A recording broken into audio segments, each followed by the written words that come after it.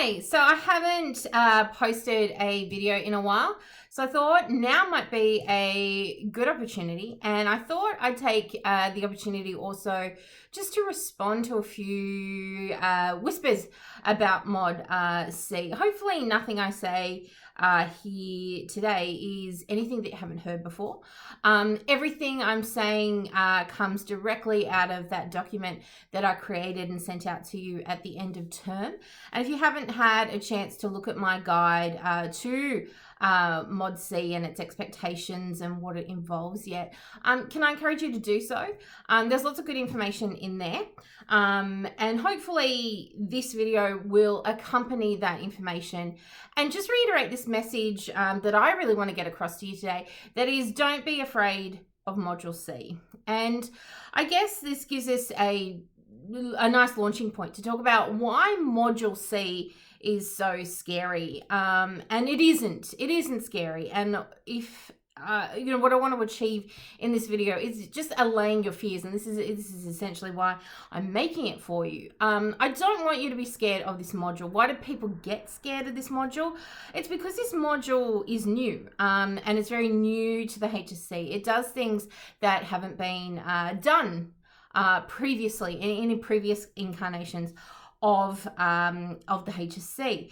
But what it does do is get to the essence of what we do in English. And I really like Mod C for the fact that it gets teachers to be able to do kind of what we became English teachers for, which is to look at good literature, ask why it's good, and use that as a launching point. I have always kind of maintained this idea, and it's a very utopian idea, and yes, it's a very nerdy idea, and yes, this is from someone who left school and then went and studied English literature for 6 years at university. I get that, but I do really maintain this idea that good literature can change the world, and being a better reader makes us better people and has the opportunity to make us better people. And I think the enduring literature, I mean, right here in front of me I have two of my favorite books, Ray Bradbury's Fahrenheit 451 and F. Scott Fitzgerald's The Great Gatsby. I read them all the time. I thoroughly enjoy them,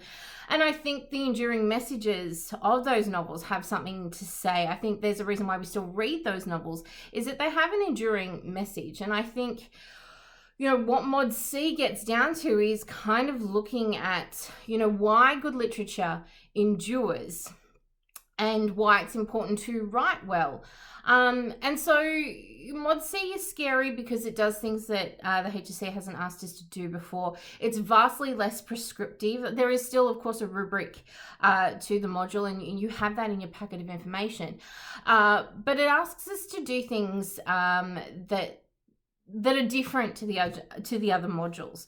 And essentially it's exactly what it says on the tin. Module C is called The Craft of Writing, and this module is designed to teach you craft, to teach you the craft of writing, to teach you how to be a better writer. Let's look at what great writers do, and let's take what great writers do and inject that into our own writing. There's absolutely an element of emulation in Mod C that we don't see in the other modules. It's scary because it's less prescriptive than the other modules.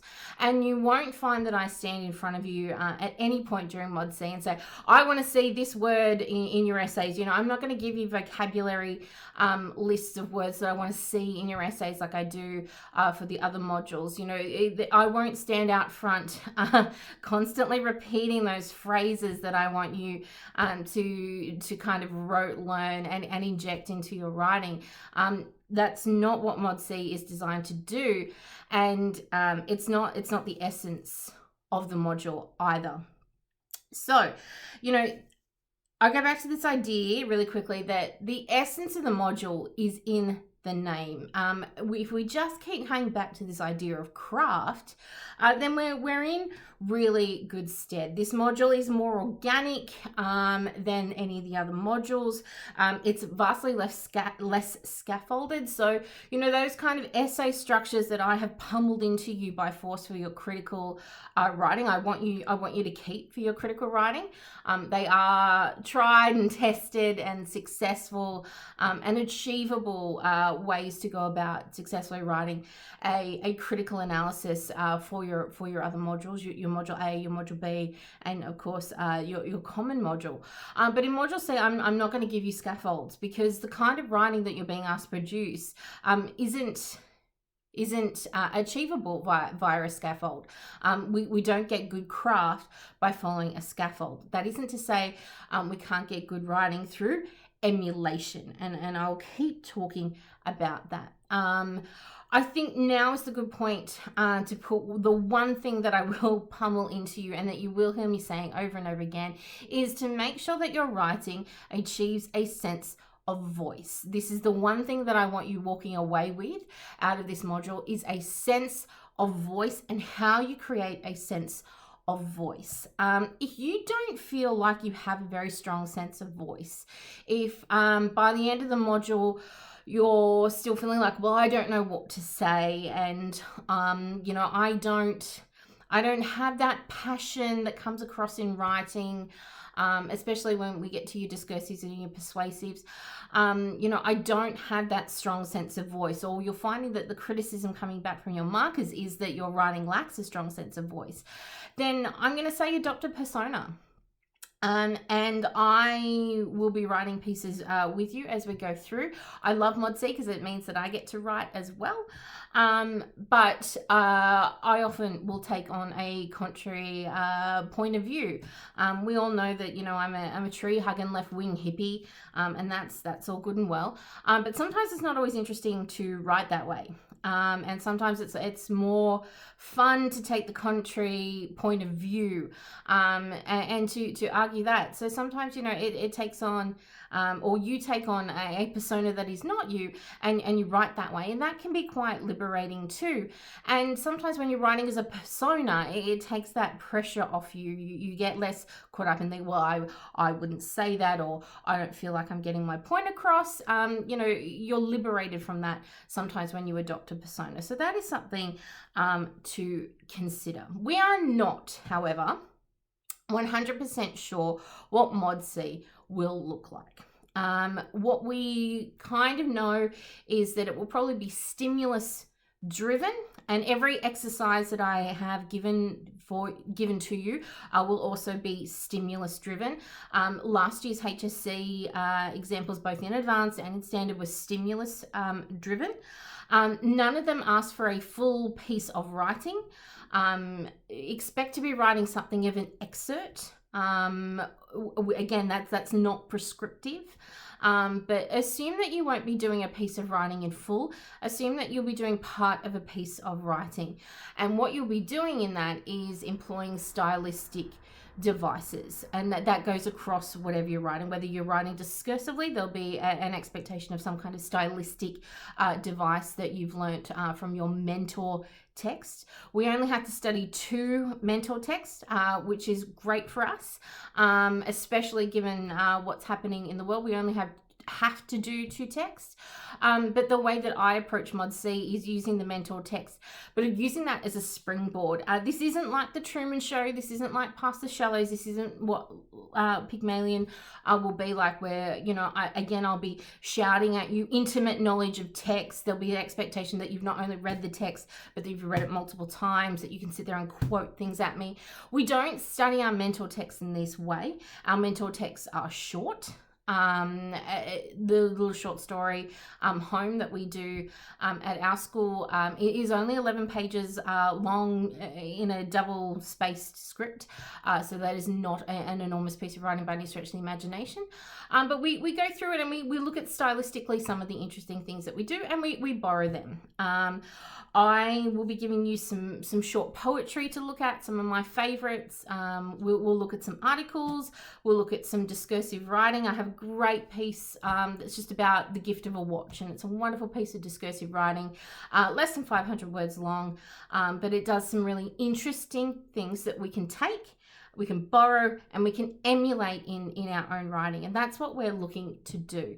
So of course we have the 5 writing types that come with this module, and again, what we saw in last year's HSC, that they didn't prescribe a writing type. You had the option to write persuasively, discursively, or imaginatively, and then there was the reflection component on it. So we know that informative is part of our module, but it's not examined. And then the other 4 writing types can appear in the examination: discursive, persuasive, imaginative, and of course reflective. And what I would anticipate is exactly what happened last year, is that you have a choice of discursive, persuasive, or imaginative, and then a reflective piece is tacked on at the end. The reflective, there is a video where I talk about reflective writing, so I'm not going to harp on about that. But, you know, if we take discursive as exploratory writing, where we take an idea and we explore it, we either explore it from a personal perspective, we can explore it from multiple perspectives, we can explore 2 sides. It's not prescriptive. There's no scaffold to a discursive, and be cautious of scaffolds that are out there on the internet. They aren't the one true way. You can use them, but they're not the one true way. Discursive, if we just understand it as exploratory, and that there are devices that we can use to better explore, that's our best way of looking at that. We of course then have persuasive writing. And again, my way of explaining persuasive is a really aggressive discursive. And if we think of discursive as quite broad and quite open, persuasive becomes quite blinkered. If you are using other people's ideas that are contrary to your own idea, you're going to discredit them, which is maybe not what you would do in a discursive. In a discursive, you might be putting forward someone's idea and saying how interesting that this is one person's perspective, and then how interesting that this other person has a complete polar opposite view, but that there is a truth in that. We wouldn't see that in a persuasive piece.